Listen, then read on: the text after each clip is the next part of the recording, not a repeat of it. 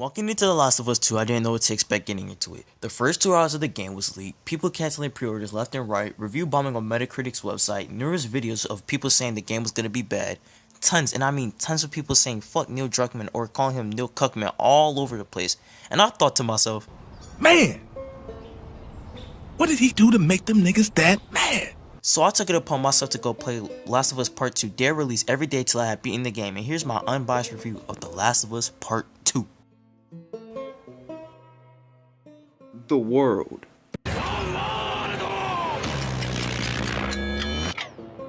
The game takes place in a post-apocalyptic setting of Seattle. The colors are vibrant, the world is immersive, there's blizzards, rivers that make it difficult to even get to certain parts of the maps, fallen buildings everywhere, everything to make you feel hopeless about surviving, because I definitely felt hopeless about surviving, because every time I walked around the corner I almost died every single time, but that's besides the point.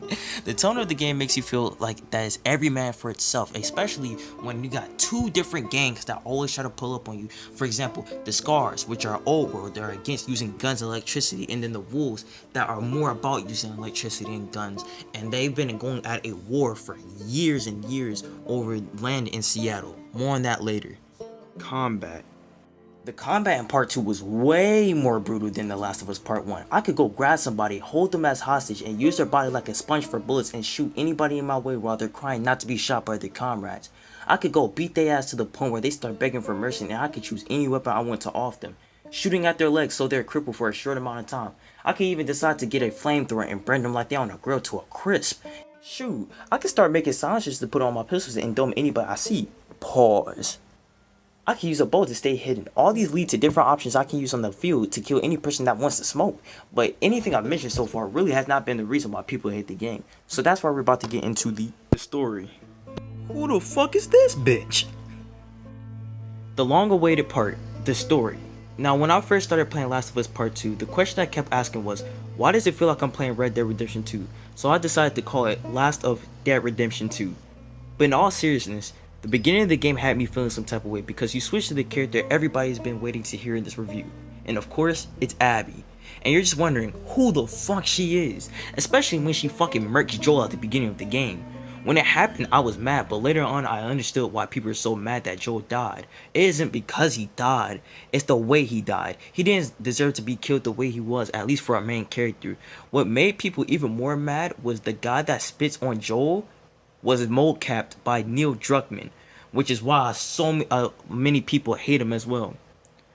There was only one theory that could have possibly made sense for why she even did it or who she even was, and that was killing the doctor in the first game, which ends up being her father when you figure out after. So you go throughout with Ellie and Dina on a quest for revenge, slaughtering every person that did Joel wrong to get to Abby. You get to the part where she kills Mel and Owen, which are 2 people that are part of the Wolves and also affiliated with Abby. She returns back to the theater to hear Tommy being hurt while talking to Jesse. They both run out just for Jesse, one of my favorite characters in that game, to get headshotted by Abby. Not even a last words for moments for him. He just straight up dies. And then that's when she's about to kill Dina, but then it cuts. Now here is possibly the biggest, and I mean biggest moment that made everybody mad.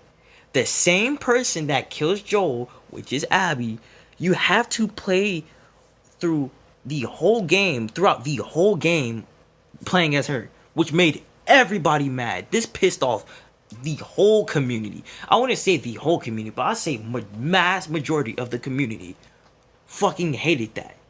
Most people deleted the game by the time it even happened. But continuing forth though, I understand why people hated Abby at first, because I honestly hated Abby at first. But then over time I started to like playing as her. Now I know that statement sounds crazy as fuck. I know it does.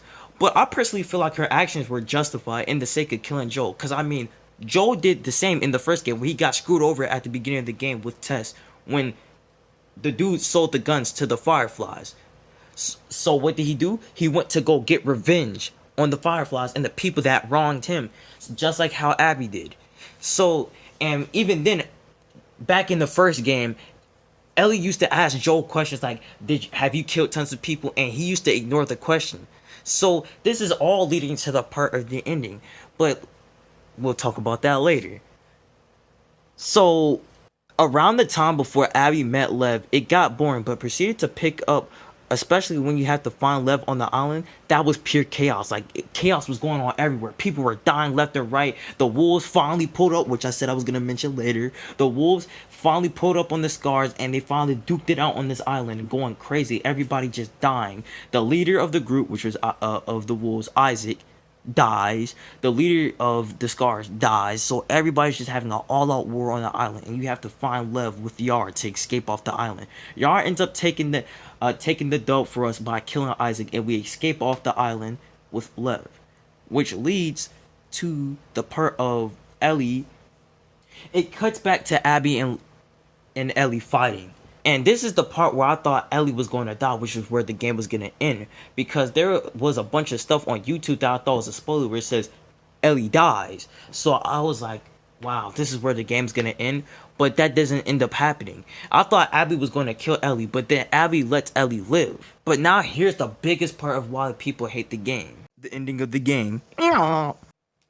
The ending of the game is very controversial, and this is the part where I get very unbiased about the whole game. When I first beat it, I wasn't mad, but I wasn't happy either. I could see both sides of why people dislike the ending and why people like the ending.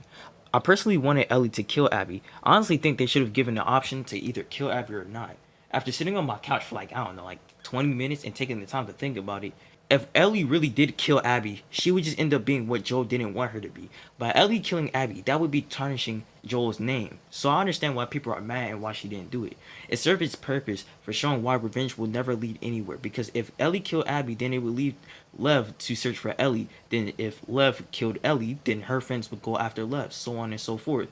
So she wanted to end the chain by letting her go. The Last of Us 2 told a great tale of what revenge can lead to, and I honestly enjoyed the game.